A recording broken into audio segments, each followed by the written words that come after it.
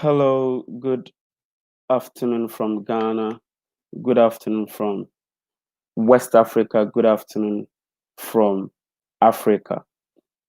I hope we are all doing great. It's been a while that I came on live. It's been a while that we had um, a one-on-one conversation, interaction like what is happening now. This has become, it has become so due to the fact that um, there's been a lot going around both inland, in Ghana and abroad. Um, we are in the rainy season, so each day we have a drop of rain. Yesterday, it really rained heavily. Yes, and so it makes us coil in our corners and just keep it cool in there. So thank you very much for checking me out today. I'll be very glad to know who is watching, where you are watching me from, and then maybe say a word or two to the other members who will be watching us from wherever they are. Like you already know, my name is Ekow Simpson. My YouTube channel is just to break the gap between Africans home and Africans abroad. So I'll be very glad to know where you're watching me from. Thank you. It hasn't been long.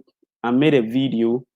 I interviewed Rabbi Cohen Halevi, who is the executive director of PANAFest, Pan-African Festival. And we spoke about, um, okay,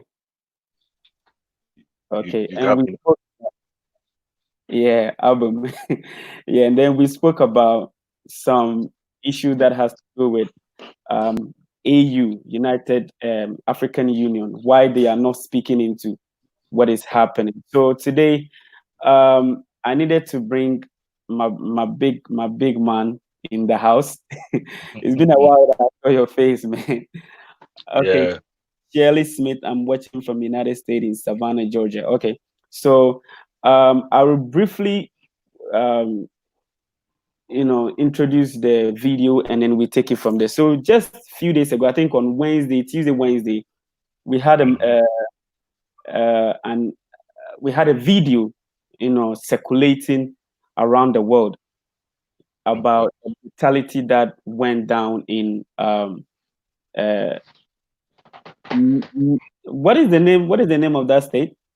Minnesota, right? Uh, Minnesota, yeah. Minnesota. Okay. And there was this brother who was, on the floor with a excuse me to say, a white policeman with the knee on this brother, on this brother's neck, choking him to death, whilst people were there staring and telling him that, hey, you're killing the brother, stop, you're doing this, stop, you're doing this, stop. I mean, he was just feeling comfortable, relaxing, murdering the brother. There Hmm. might be stories from his side, there might be stories from our side, but as a black community in the United States, I know this has been going on for a while, and we speak Forever. against it. We speak against it. We talk about it and all that. But I believe it is time for Africans and the motherland to also come together with the brothers and sisters out there to fight for this inhumane act against our brothers in the United States. So Right. today I'm bringing you on because we've already had a conversation. Most of my followers are aware who you are, and we've already had a couple of videos and all that. And so I wanted us to look at the best way forward for the Black Mm. community. But before that, I would like you to introduce yourself a little bit, and then, you know, where you are, the state you are in right now, and then a little bit of the corona. What is happening? Are you on lockdown? Can you go out? How is it like over there? And then we can go to the main issue for today. Yeah. Well, my name is Kwesi Addo. I living in New York State, New York City. Mhm. Um, well, as it is right now, there is a bit of lockdown. There is a partial opening. Um, people are moving around or starting to move around. It's still with a cautious eye, Hmm. trying to be careful, trying to avoid, I myself was under, you know, caught the virus and, you Wow. know, was able to get past it. And so Wow. gratefully, I didn't with, know. Thank yeah, God. I Thank was, God. Thank God you're good. yeah. So I'm good. The incident that's been circulating was of a black man who was, you know, who was, collected by the police for some idea of forgery of a kind of of a small amount of money, which didn't require so much police force. Hmm. But the disturbing part of the video is that he was already underneath handcuffs. He wasn't resisting, and there was a police officer who was on top of his back with his knee on his neck, suffocating him. Um, the gentleman pleaded several times. Bystanders pleaded several times, to check his pulse, to check if he's bleeding, if he's breathing. Um, the man complained that he couldn't breathe. He complained of his chest pains. He complained, and then eventually he stopped complaining. There was no sound or nothing. At some point, EMS came. I don't know who actually called EMS, but EMS came. And when they came, he had already passed. Hmm.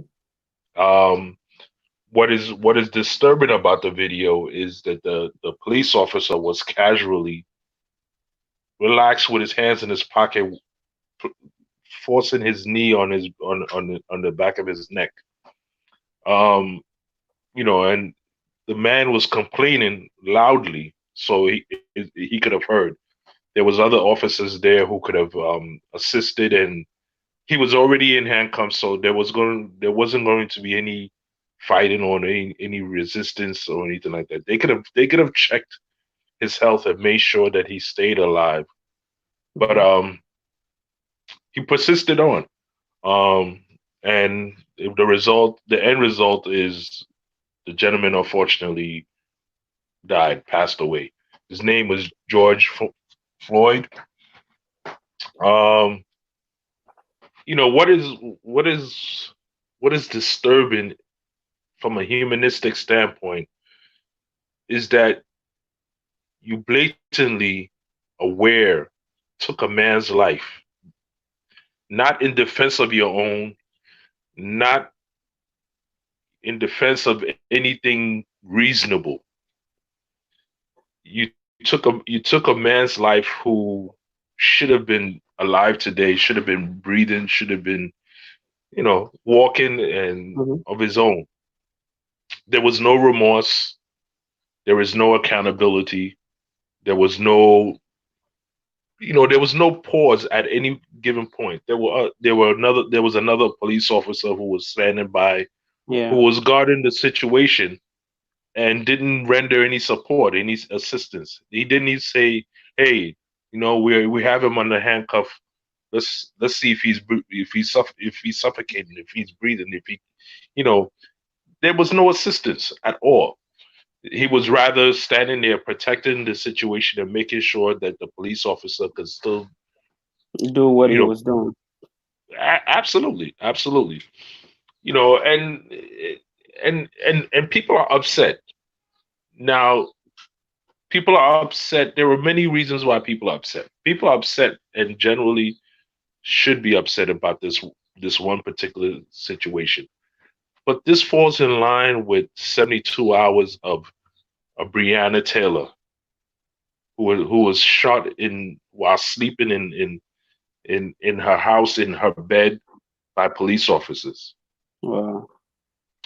This is in light of Ahmed Aubrey, who was jogging in the neighborhood, and white people decided that they were going to kill him. And the excuse was, oh, they thought that he was either robbing someplace or Hmm. something. But the anger goes beyond that. The anger goes beyond. There are so many incidents of black men, black women being murdered by police officers, by white people who are unarmed. This is also goes back several hundred years of throughout African American history of black people being murdered, being killed, and the justification. Actually, there is no justification. But what it seems to come out is that white people feel a sense of entitlement over our lives Mm-hmm. and over our movement, Mm-hmm. and and the way that they can the way that they can qualify that is by using their participation in the police system to Okay. exact some of these things. Yeah. Thank you very much. Now, the question that I want to know is, I mean, you've been there for a while now. Yeah. I am thinking that by now, such system should have been done away with long time. I mean, these white people grow up and they still act like the previous slave masters. What is it something that they are taught to do, or they grow up thinking that they have to hate the black person? How does it work? Because I feel, I mean, like you were in school with some white people, and other Hmm. blacks were in school with some white people, so they should have known. No, I mean, a white person is my brother. I grew up with him. Why do we still have such people in the system? Well, you just made a statement which have to evaluate.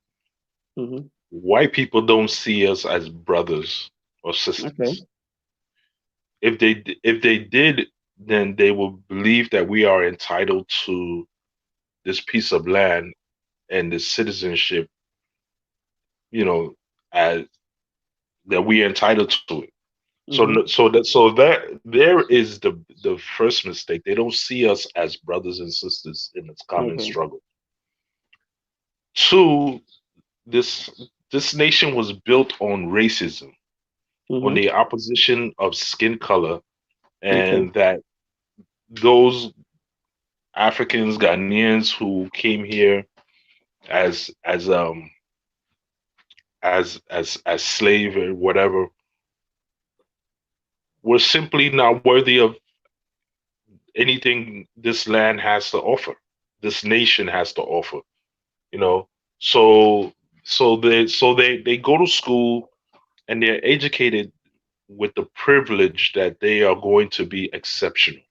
Hmm. They they're going to be exceptional by default because they belong to so-called master race. Yeah. And so the institutions and the laws and the practices of this nation is to make sure that their children, their white children, will always inherit this supremacy, Yeah. this idea that they are entitled to and they belong to a master race. Hmm. So through several things, through elections, Hmm. through politics, through education, through policing, it's all geared around a sense of supremacy. Okay. And then behind that is to deny anyone else a right to exercise anything humanistic. Yeah. So there is no, oh, these are our brothers and sisters, and they have a right to be free and to walk and to live, and no, there is no such thing. Um, as you if you follow the news and you follow the customary practices and stuff like that, you know the difference between a police officer confronting a white person Hmm. Yeah. and the difference between a police officer confronting A black a person. black person. A white person could go and kill 25 people, and then they will seek and find him and bring him back alive. They will handcuff him. They will treat him uh, like the best person they have ever met, Ever met.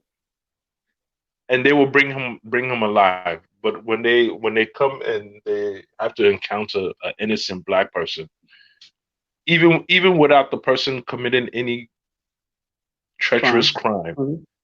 the chances are that death is death is the answer. That death is the final stop. Now, Um, Go ahead. yeah. Now, this has been happening for a while.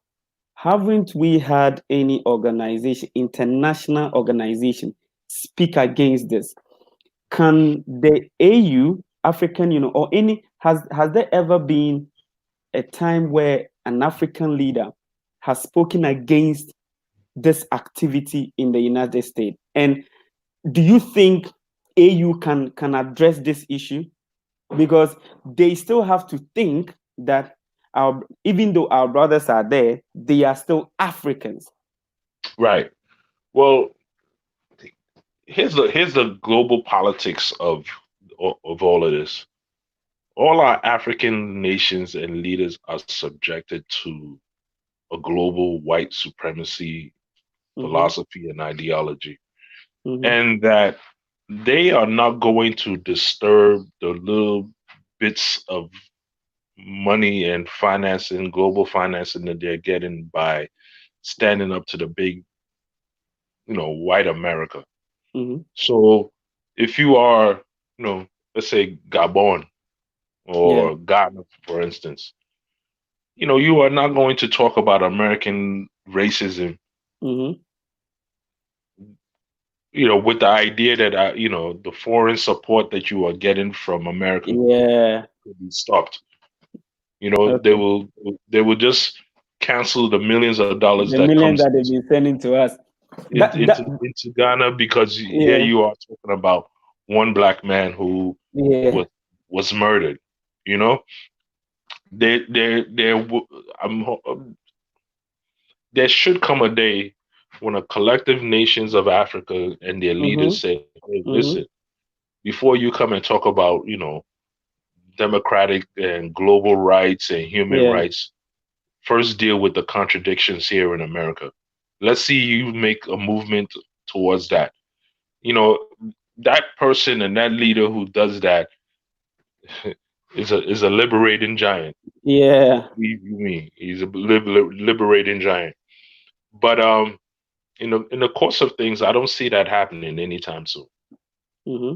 because So that most means all the African nations are either tied to England, tied to France, tied to America. America. They are tied financially. They're tied in terms of military. They don't. There isn't a sense of we are fully independent and have a right to establish ourselves in the global scheme of things. You Mm-hmm. know, this is it's um it's a great conversation. It's a great idea, but I don't feel that there is no muscle behind Okay.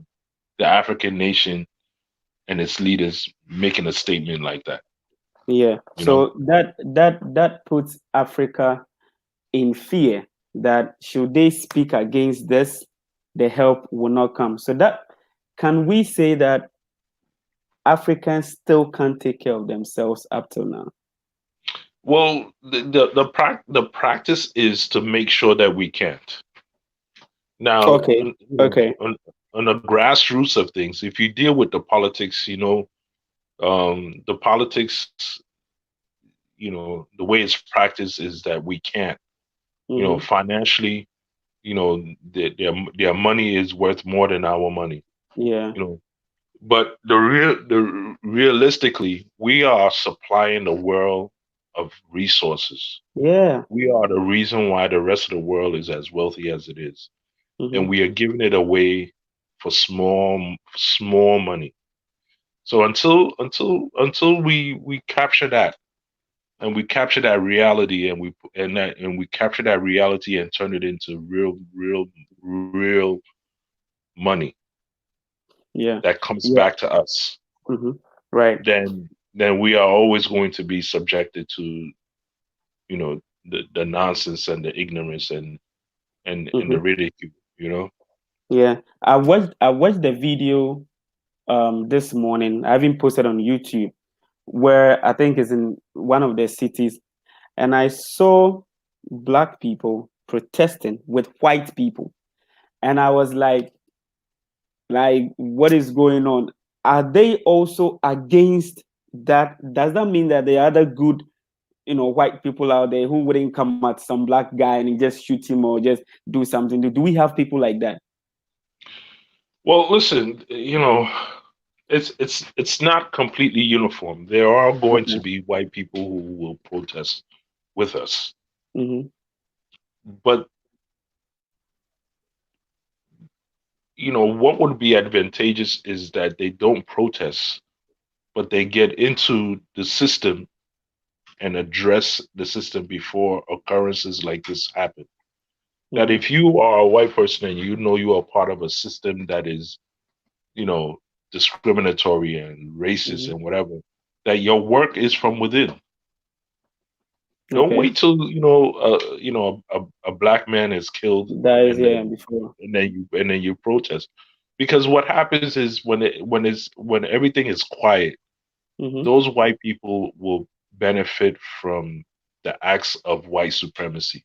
Yeah. They benefit from the system that keeps them above us all. Mm-hmm. So um, so if you are a school teacher and you are teaching, you know, young black kids, and you know that the system of education is working against these kids, then this is from the position that you work from, you know, because once we get to protest is reactionary.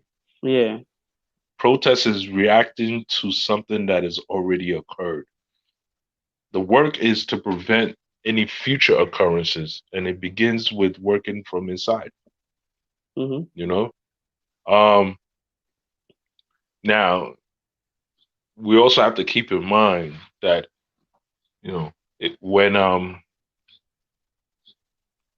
when you have a white person walking beside you, at some, you know, for whatever the distance of the walk and for whatever the purpose of the walk is, at some point, they will look at themselves and realign themselves with the race that they belong to.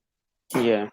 Yeah. It's, it, they won't, no, they're not going 100% to spite their Mm-hmm. white brother or sister, Yeah. Yeah. Yeah. you know? Yeah. So we shouldn't rely on their cooperation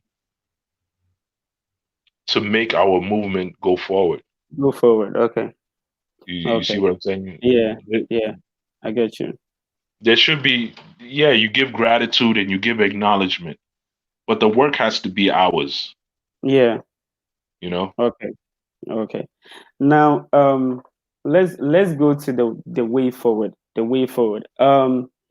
Should violence be the answer to this menace, or we have to educate ourselves to understand who we are and where we are from originally, and try make a step towards a certain direction that will make us free from these chains? We had a conversation before now, and then we said that not everybody can make a trip to Africa to free himself, but there Hmm. should be a system that will free that black person in the United States, in Canada, in UK from all these inhumane acts. What is the way forward for the black community? What is the suggested ways that we can follow to? And if you're watching me, let me come in here. If you're watching me, I'm just showing your comment on the screen.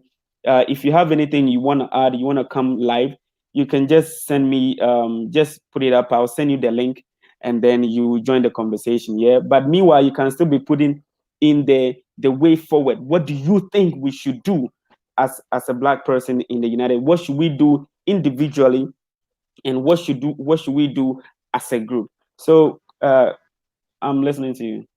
The way Well, forward.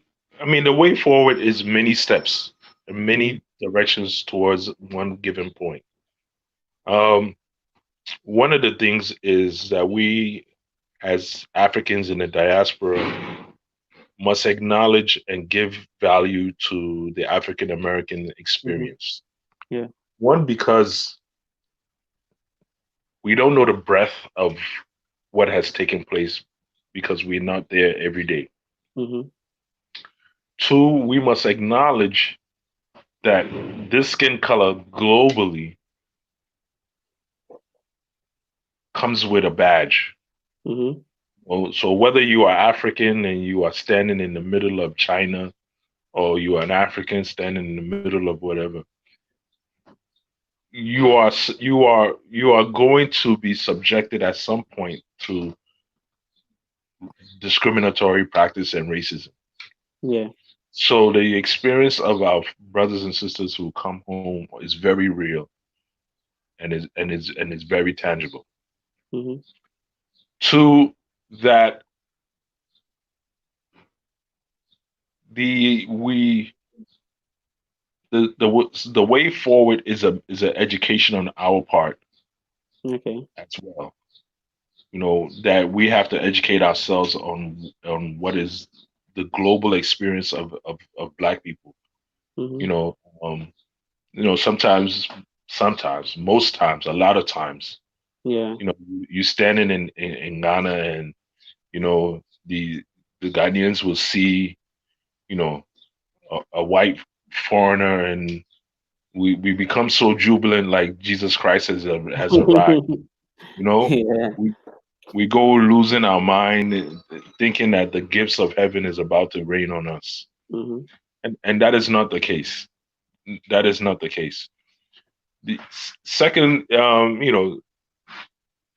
third, the way forward is that to acknowledge creating an economic system at home that Okay. allows Ghanaians to thrive and also provide a home for those who are coming back home.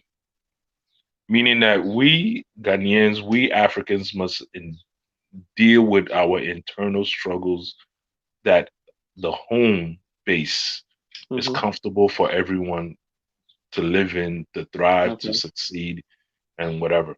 So the economic question must be internal. How do we circulate enough money within Mm-hmm. ourselves Mm-hmm. so that we are working and we are living and we are thriving and we are not subjected to waiting for foreigners to come with their foreign money. Yeah. Um, the other part is also to create a political system at home that deals with our intrinsic political needs personally at home, Mm-hmm. Mm-hmm. as well as it can switch to deal with the struggles of our African people in the diaspora. You can't receive on one hand gifts from England Yeah.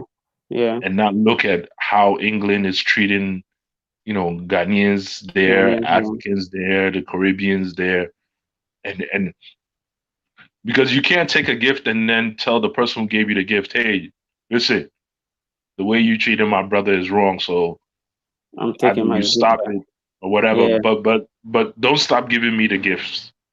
At some point, you have to look at the gifts as, is the Yeah. gifts worth what you are giving up ultimately in Mm-hmm. fighting for your brothers and sisters in the diaspora. Yeah. You know, Yeah. um, and lastly, the choice of you know African Americans and Caribbeans to come to any African nation to move and to live is their personal choice. Mm-hmm.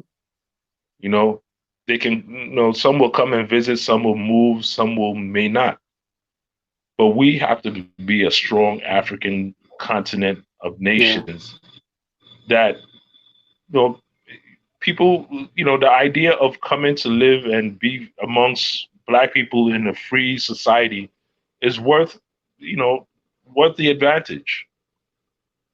It's worth the advantage. It's worth the discussion. It's worth the participation. It's worth the excitement. Mm-hmm. Prior to last year was, the year of the return, Return. Yeah. and there was tremendous excitement. Many people visited Ghana and visited other African countries, and it was a beautiful thing.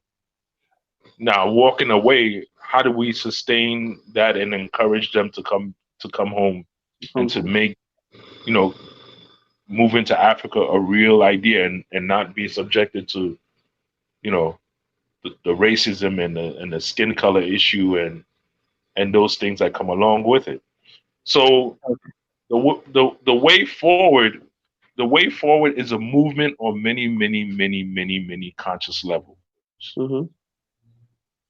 It's a Okay. task that begins, what begins with mediums like what you have here. Is it? Begins with discussions. It Yeah. begins with education. We have to emancipate ourselves from the British English education Mm-hmm. and redo our education around what is the African experience Yeah. over time. Yeah. We have to begin to teach the little children Yeah. what it was the Middle Passage.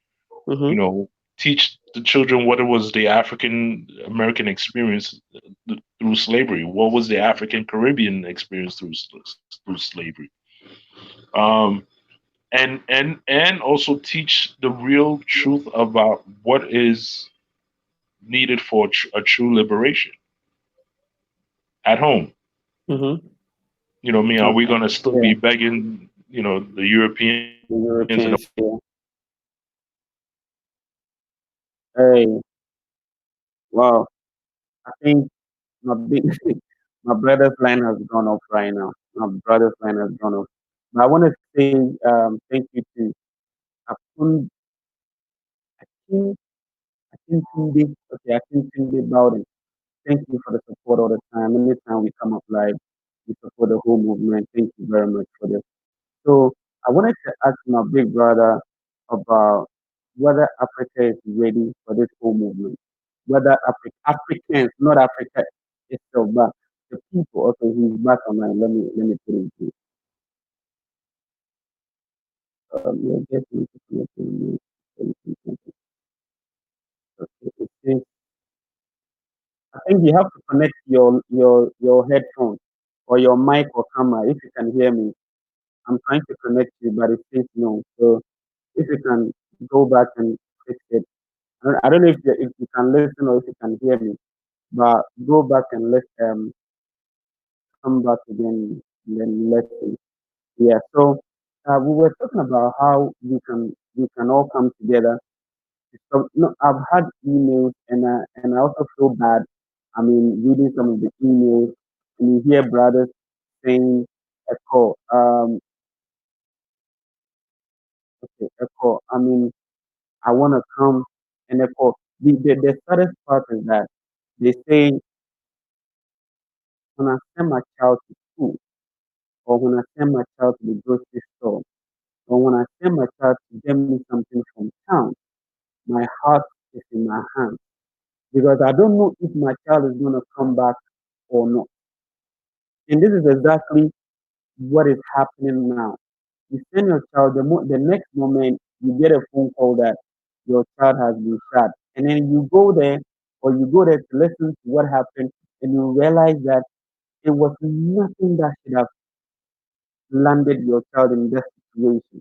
But that is what we find ourselves right now. Kwesi, I don't know if you can reconnect yourself because I'm trying to get you on. I'm trying to get you on. Anybody who is watching, I'm trying to put a link here so that you can also come up and then we discuss. I just posted it as a comment. That's the latest one there. So you can click on it and then click on it. So that is what is happening now. A lot of us are planning to come home. And it's coming home the issue. What about our brothers and sisters who cannot come, who cannot leave the United States because of something?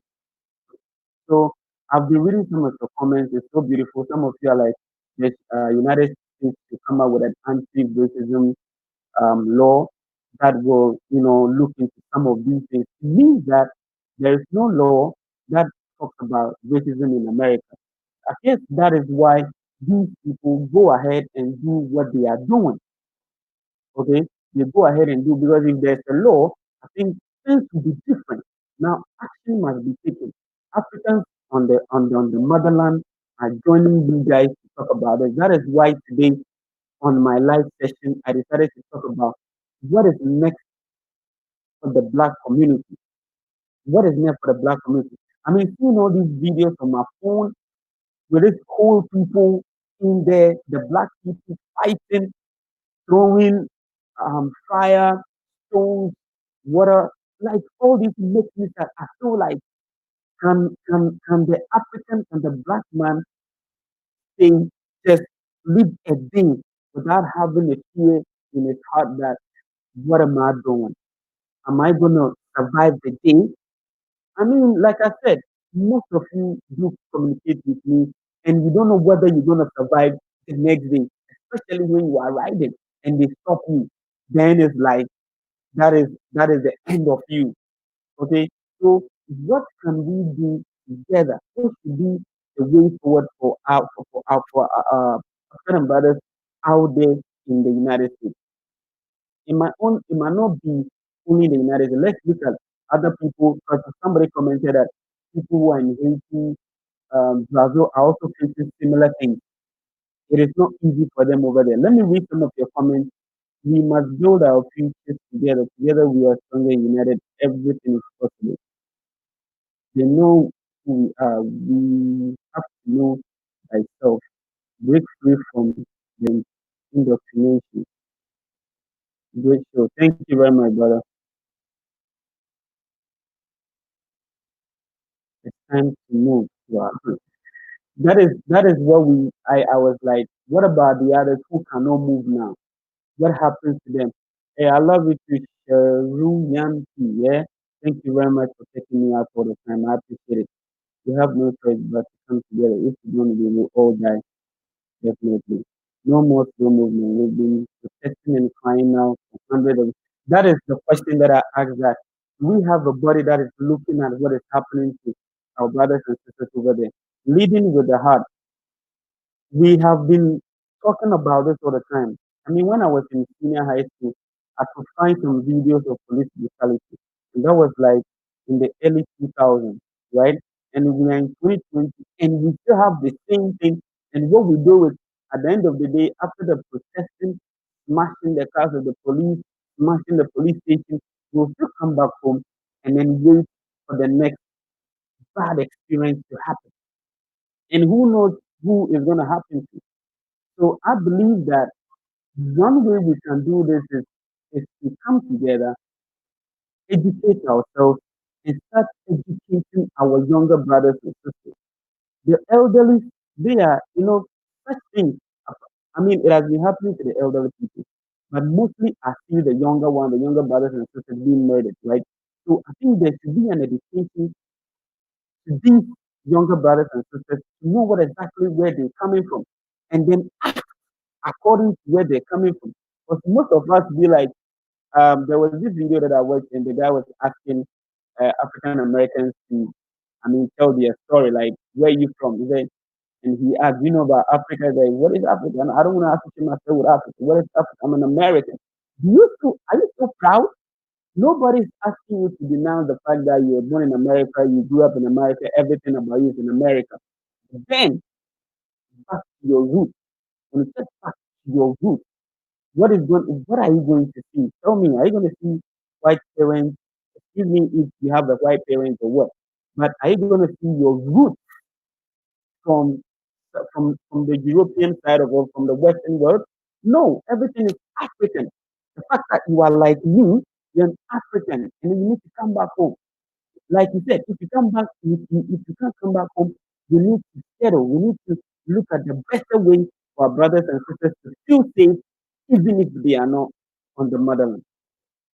Them gave birth to the diaspora descendants, if you didn't know, the 400 years up, time to move. They are all holding us. This is getting serious. I wish we could have a brother come back online, but let me check him out if he can come back and then we take it from there. I would really wish he sends his last comment before we end the show. But I really believe that we have learned a lot. The Lord are not for us. What more do we need to see? Absolutely. What more do we need to see for us to make it a point to come back home? So I think the brother had a problem with his internet and all that. So I really appreciate the support. I mean, you coming up here, I don't want to take a lot of your time. Okay, he's back. I hope this time it's good. You're just okay. Okay, he's back. Okay, okay, welcome back. I don't know what happened, but Yeah, yeah, I think it's the system and the matrix is working against us. they don't want us to have the conversation. So I wanted to Yeah. ask you one real quick one. Have you had such an experience before, and how did you overcome that? Well, so I've been here a long time. I've had many experiences. Um, I think I realized when I was 16 that I was different. Mm-hmm. I was different in terms of my size. I was different in terms of knowing how this world was going to treat us. That I was different in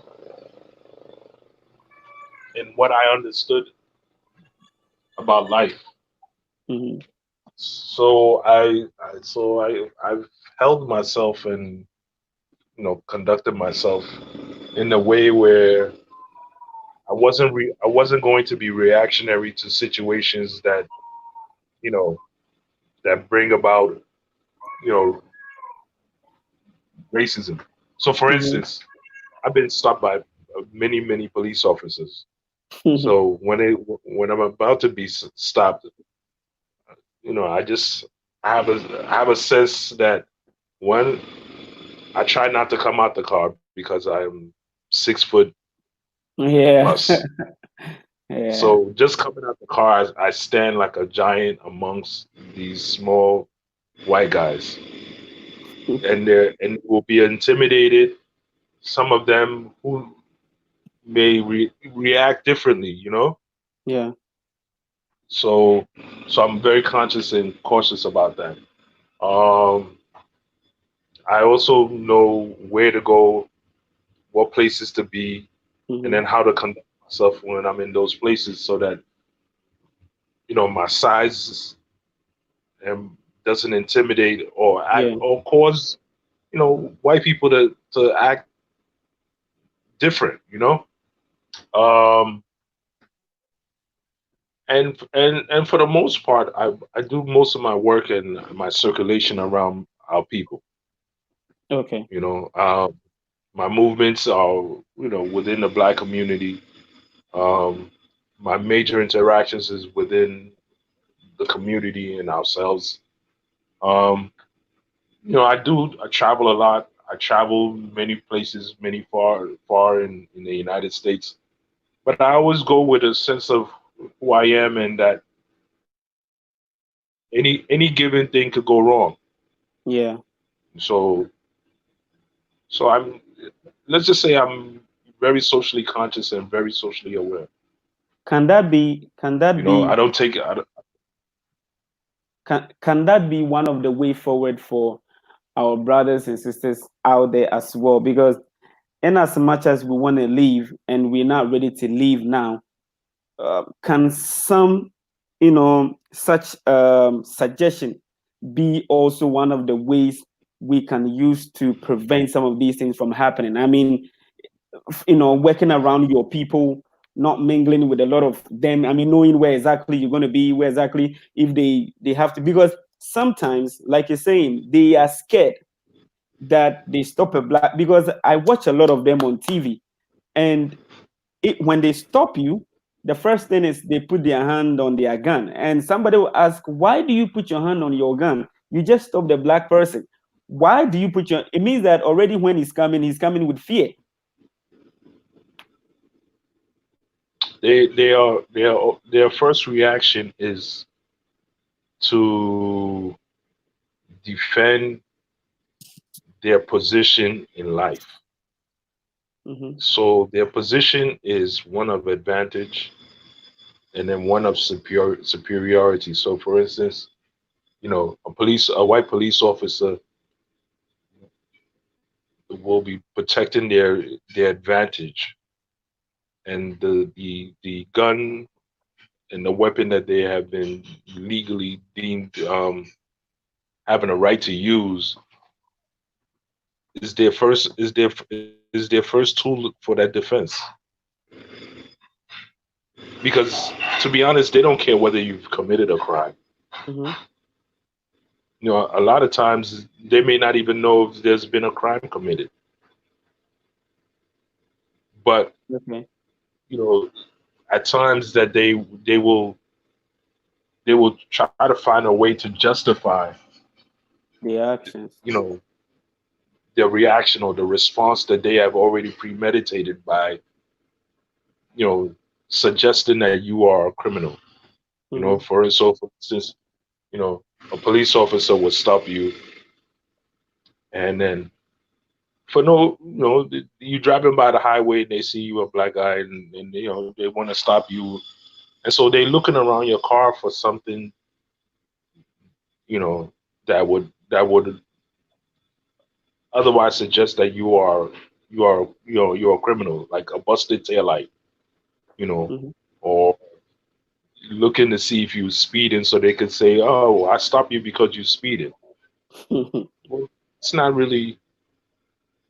That's not really oftentimes the real reason why they're stopping you. Often the times the real reason why they're stopping you is because they don't like the position that you are playing in life, Okay. Okay. whether small or large. They don't like the position, and so they want to you know reassure themselves that your position could be not bigger than theirs. Mm-hmm. Mm-hmm. So They will can it be another reason that somebody posted that the year of return, maybe they saw a lot of you coming, so they scared that all of you are going to leave. So now they are trying to bring a way to make you stay. well, one of the things that the year return so show the world is that the interest of African people to come home is real. It's a real thing. It's not a made up thing. It's not an idea. That is Mm-hmm. real. So that we will spend our capital money to exercise that and Yeah. show true interest in it. Um, this is something that they cannot control. This is something that they cannot, they can't Mm-hmm. turn the TV off and to Yeah. turn it on. And Mm-hmm. so, so that, and two, if more and more people find it interesting, then they will be moving.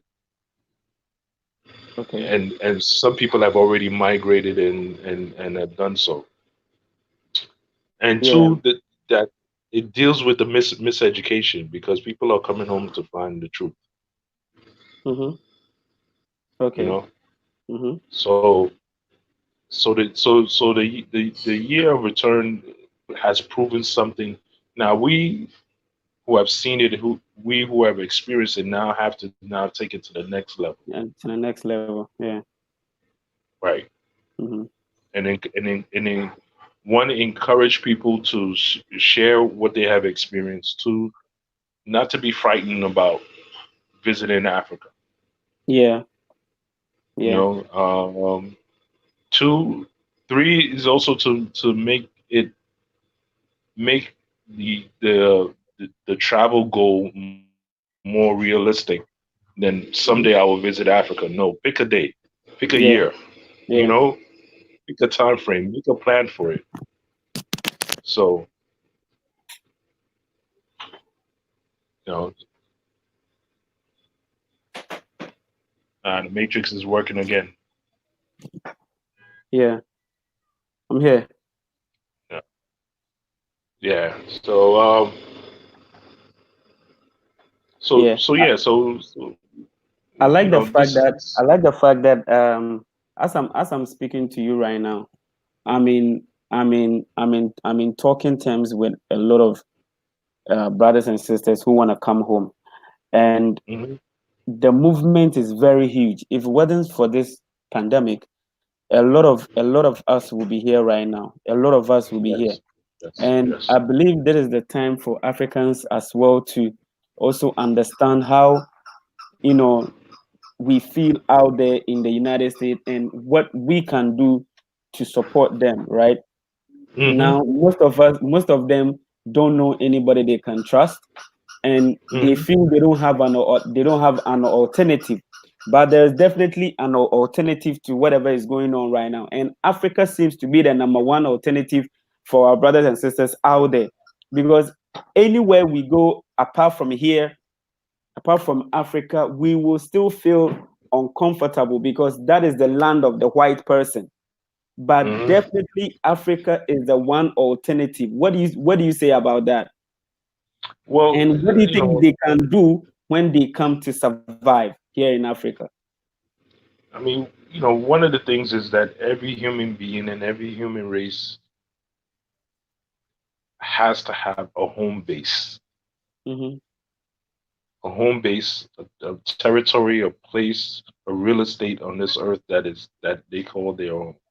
mm-hmm, And so when our brothers and sisters they come to Ghana and they see, okay, Ghana could be my home base. That's the first step. yeah, The second step is to improve our internal structure so that mm-hmm, they finding home, Ghana home is yeah, realistic and conducive to their way of living. yeah, So, one of the more important things that Ghanaians must push for constant electricity and and mhm. and as small Yeah, as that may seem, let, that let is me a huge. I would like to come in into that, right? I believe that the other thing that we kind of like, you were talking about the electricity. I think you were going to also talk about the water. We should have Hmm. constant running water and all that. Hmm. I believe that it is now time for our brothers and sisters in the diaspora who have learned all these skills to come Hmm. home and then join with us to do this, because Hmm. I keep asking myself that, assuming there's a robbery case, right, in the United States, and Hmm. then the police sends messages and pictures all around, within a day or within a short time they can arrest the person due to Hmm. their technology and all that. Fine. Hmm. We have always been happy saying, oh, we are friends with the US, we are friends with the UK, we are friends with the French and all that. But in Ghana, when something happens, it will take a longer time, assuming something like that happens. You can even find the corporate just walking around the police station and they wouldn't know he's the one. So Hmm. what kind of partnership is going on? Why are we still where we are if they say there's some friendship, there's some connection?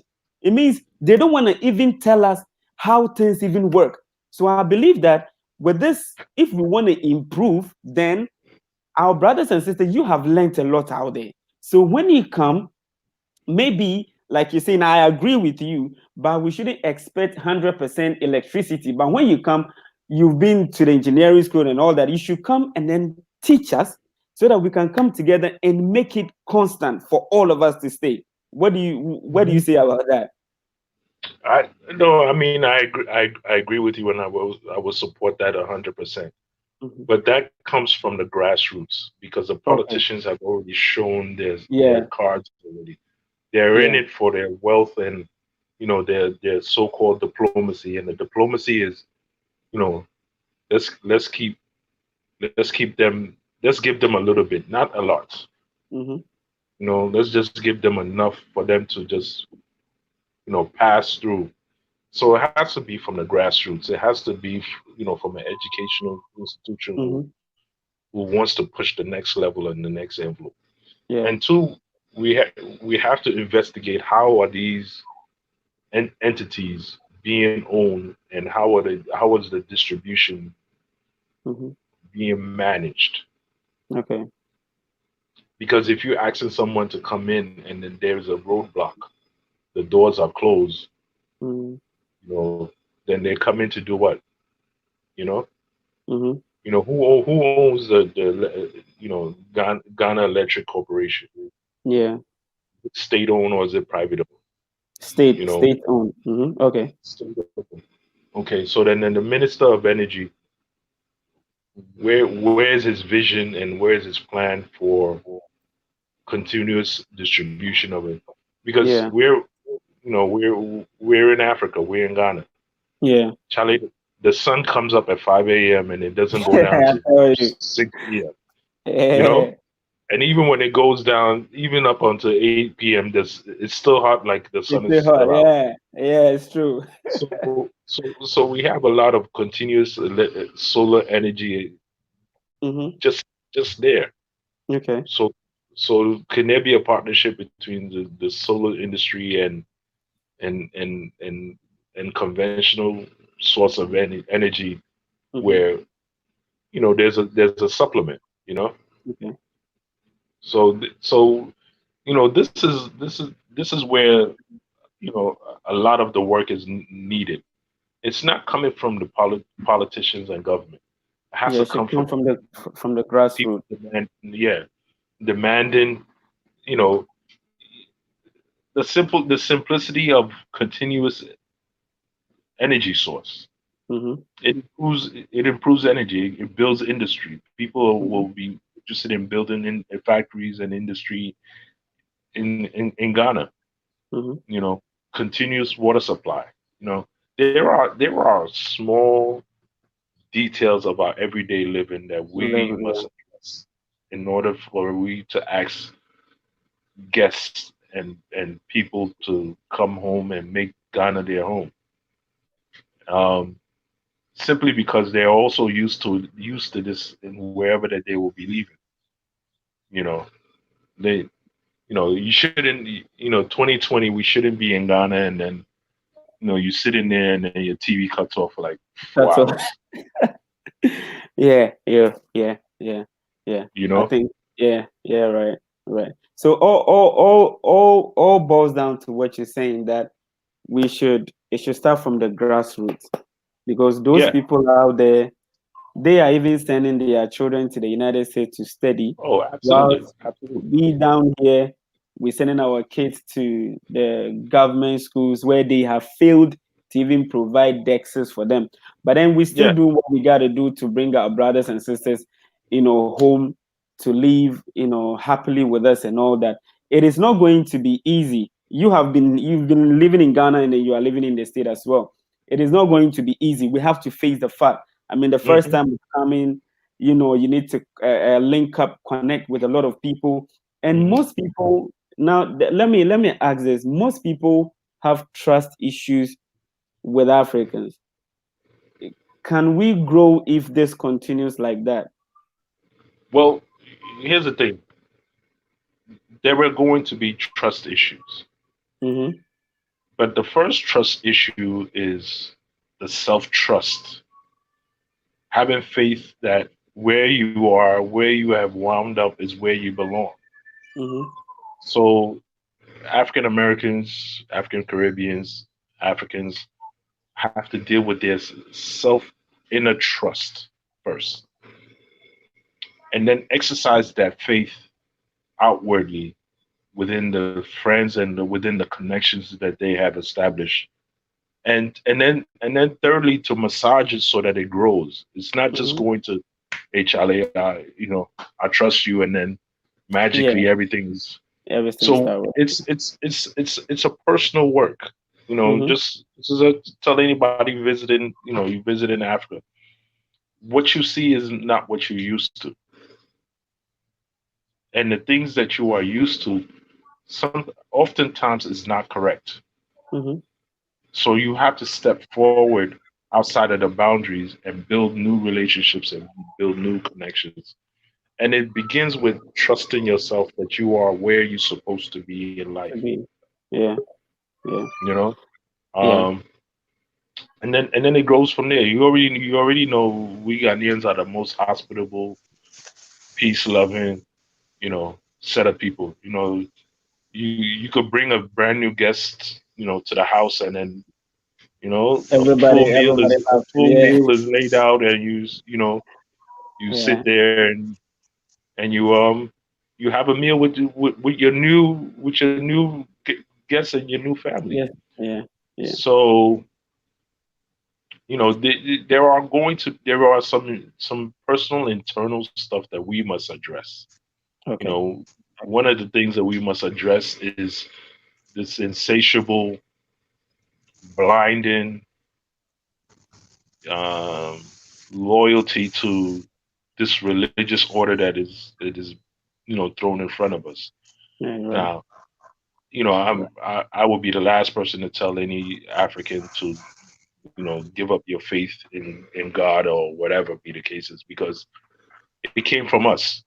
yeah, The right, faith and it came from us. right, So, but I would not. But what I would say is that not everybody that walks through your front door of a different skin tone is coming to give you God's glory. mm-hmm.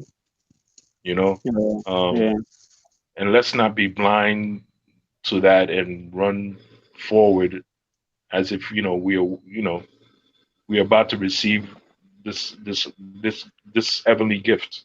mm-hmm. And Right, on top of that, let us not give away our greatest assets blindly, thinking that there's going to be a greater return coming towards us. You know, right, the the land and the resources in our country are valuable, that we must use it first to build us and not allow it to leave to build other places and other nations. right, right. You know, Thank you very much. Thank you very much. I appreciate that a lot. And yeah. I think I have Roshane, right? Is that your name? Right. Yeah, that's right, Yeah, Echo. yeah. How are you? Not bad at all. Greetings Okay, from Jamaica. Jamaica. Wow, Greetings. my brother has been in Jamaica a couple of times, man. Yeah. Mm. So, I'm wishing to get back. As soon as they open up the borders. Yeah, yeah, so yeah, yeah. Roshane, what is your whole opinion on what happened, and what do you suggest is the way forward for the Black community? What to say? What to say? I mean, obviously, I'm frustrated, but it's not anything. It's nothing new, you know. It's nothing new. Um, there's a lot of things that we need to work on as a community. But I wanted to touch on what the brother was speaking about earlier about the trust issues that Okay, exist within the African community. A lot of okay, these issues, especially in the diaspora, these trust issues are taught. These divisions are taught to us, right? mm-hmm. So Mm-hmm. it's no secret that slavery never ended. It Okay, just took on a different form. So, for example, a lot of people of African descent in the diaspora, whether that be in the Caribbean or in the Americas, Canada, Latin America, were taught for the most part when we go to school that um, we were taken from Africa. We were nothing but uneducated people in the wild, all that stuff. And the white man came, took us out of the jungles, educated us, and that we should be appreciative of okay, that fact. okay. We all know that's not the case, right? Mm-hmm. But that what should I say? That's the narrative that's fed to to people of African descent, right? So now you have people over here calling themselves Jamaicans, over here calling themselves Cubans, over Mm-hmm. here calling themselves Venezuelans, Americans, Canadians, Ethiopians, Kenyans, when the fact of the matter is we're all Africans. We don't want to Yeah. admit it. A lot of us believe that we don't come from anything great, right? Mm-hmm. A lot of the time as other people from the diaspora have hate within their heart for continental Africans, because they have impression that their brothers from the continent, their brothers and sisters from the continent, willingly worked with the white man to enslave them. Okay. These stuff are taught and fed to us in the diaspora, and that's a part of that plays a role in creating the division. We're trained, we're literally taught this from primary school come up, right? From 6, 7, 8 years old come up. So you're growing up in your country. You're not learning anything about your ancestors, what they were, what they came from. You just have that idea in your head that, you know, these white people came, took your people away from Africa, enslaved you, um, beat you, civilized you, and so on and so on. Well, so and if I know, Kwesi, you would like to add up something. I think from what he's saying, it looks a little bit true, because now even in Africa, if we have to change our curriculum in our schools, we need to send it to the Western world. They would have to look through it and say, okay, it is good. You can go ahead and do it. So that mentality that was taught to us, that we were uneducated, we were filthy, we were in the jungle, and then the white man taught us how to behave and be civilized, it has kept, moving from generation to generation. So it makes it difficult for even someone to come forward and say, no, I don't think you're right. Everybody will be like, what are you talking about? Because they've made us believe that they are our saviors. Kwesi, please, what do you say? What do you say about this? I agree with him. What I would add to it is that um, across the board, that has been the case, right? That the educational system in Jamaica, as well as in Ghana, has to go to England in order for verification and authenticity, in order for it to be taught. So we are all subjected to the same level of miseducation and ignorance. The textbooks are written by Europeans and white people, and they don't care about what was our true origin and true history. Um, having visited Jamaica so many times and have been invested in Jamaica, um, that level of miseducation in the educational system is it's even rampant in Jamaica. For instance, um, the Jamaican in Kingston, or the urban Jamaican, sees less value in the maroon coming from the countryside, because they would deem them less sophisticated, right? But here's the miseducation. Um, the Maroons are the original owners and entitled people of Jamaica before the British came. They set up free societies and free civilizations and free communities before the British even came. Um, but that is not part of the history that is taught them, because England rather wanted, they wanted the notion to be, uh, they wanted the notion to be that Jamaica was Jamaica because of England. Yeah. As opposed to there was 150 years of free African communities in Jamaica before the British even landed, and before the British even took the occupation from Spain. So there is a struggle around getting the correct information, and then reteaching the right information to ourselves in a sense that, you know, Maroons, Mm-hmm. the free African societies in Jamaica are really the true inheritors of that island.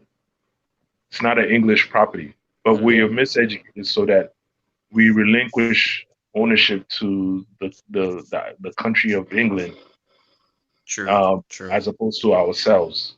Yeah.